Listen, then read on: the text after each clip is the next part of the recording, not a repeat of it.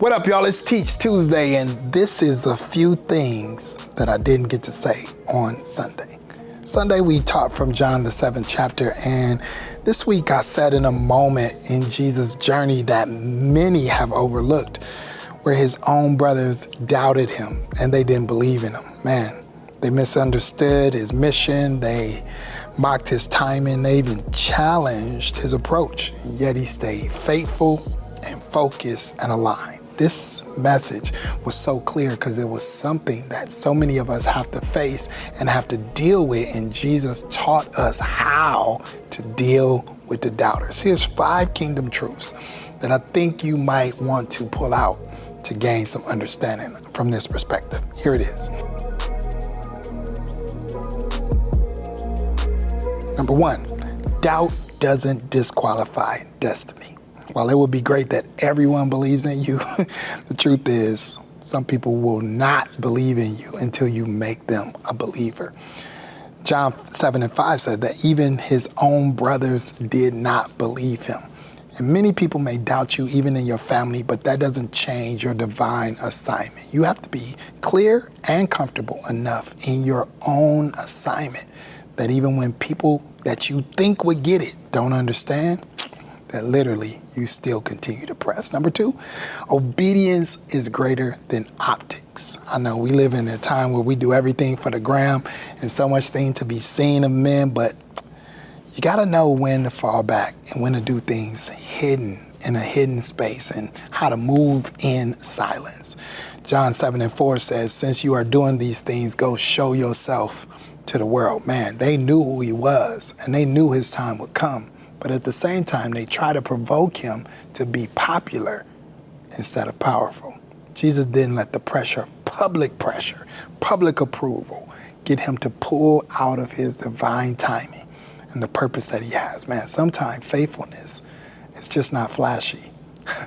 Consistency, it just comes with no immediate credibility. You got to do things in hidden for God to reward you openly. Number 3, alignment accelerates. See, the one thing that you want to find is anytime you feel like you're stuck or stagnant, just get in alignment and agreement with God, because purpose demands accountability. John 7:6, he said, my time is not yet come. For you, any time will do. Never compare yourself to somebody else's timetable, even if it's your family member. My dad did it by this time. My mother did it by that time. My brother did it by that time. My friend did it by that time. Everybody is divinely aligned with divine timing. It's something that God decides, not you.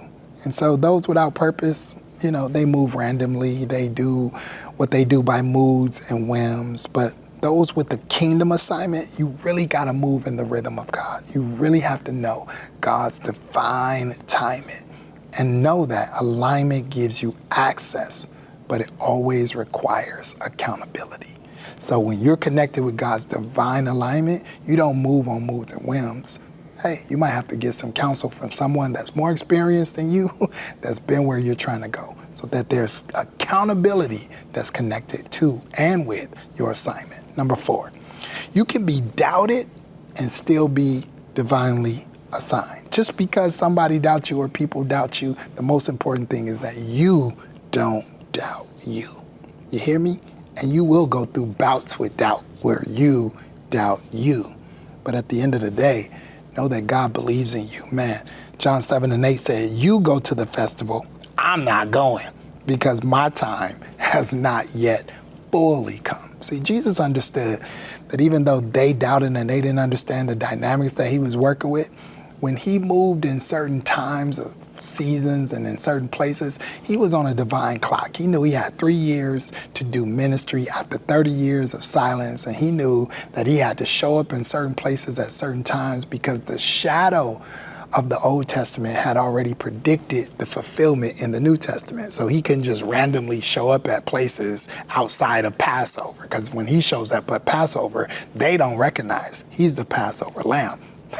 They're going for a celebration. He's going for a crucifixion. So he's literally saying, you can do what you want to do. I can't do what I want to do when I want to do it, because Jesus wasn't shaken by their doubt or their lack of belief. He just stayed submitted to the Father's voice and trusted the divine alignment and timing.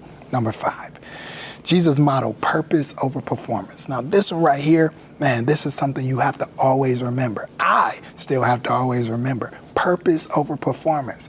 We live in a world where people always want you to perform.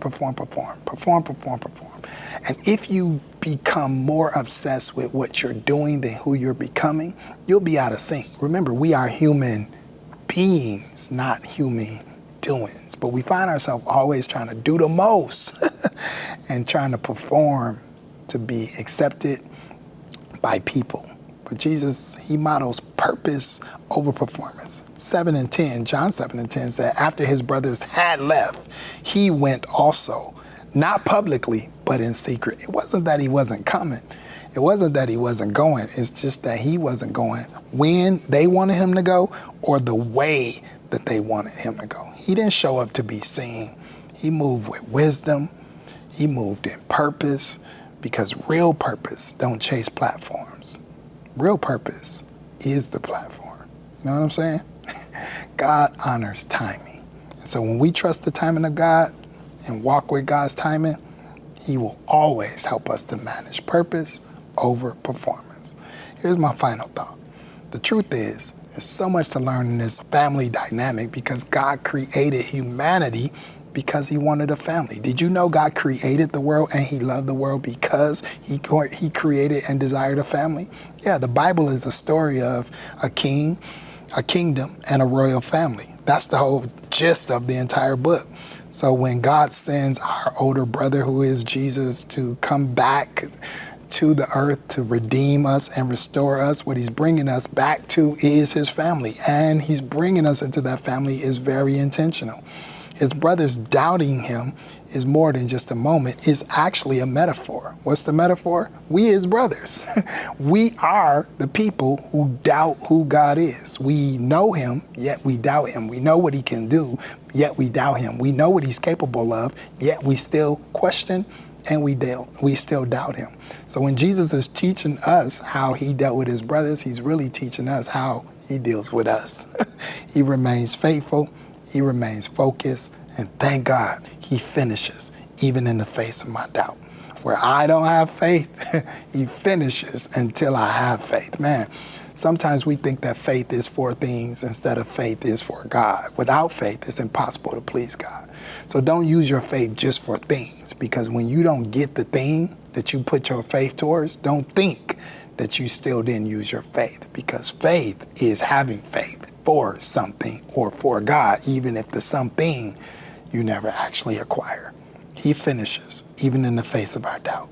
So his work is patiently restoring us and working in us while we do what? Believe. Don't let your doubt keep you out of what God originally intended for you.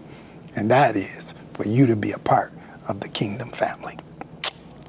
That's a few things I didn't say on Sunday. Motive is not what you do, but it's why you do what you do. Doubters always point to your what, but God always looks at your why. What, you do this and you got this, but God say, forget them people. I need you to keep your motive pure. Keep your heart pure. Keep your why you do what you do. Don't let anybody steal your why, because if you hold on to your why, you'll know why you do what you do. You'll know why you got victory. You'll know why you went through difficulty. You'll know why, because the enemy is always attacking your why. But if you can hold on to your motive, it'll separate you from the doubter.